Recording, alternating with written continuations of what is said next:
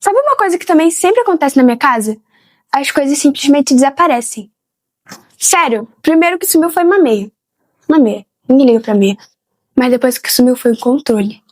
Você já imagina da bagunça que tava na minha casa, né? Minha mãe gritando, procura direito! Meu pai perguntando, quem mexeu nisso, quem mexeu naquilo? O engraçado é que a minha cachorrinha, né, a Lily, ela ficava me olhando como se ela soubesse de alguma coisa. Parece até que tinha um lugar secreto de colocava as coisas perdidas.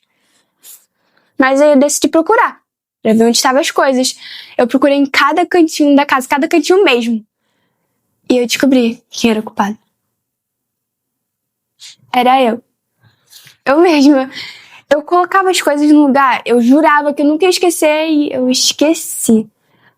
Só que agora eu não vou poder mais culpar ninguém, né? Já que a culpa é minha mesmo. Fazer o quê?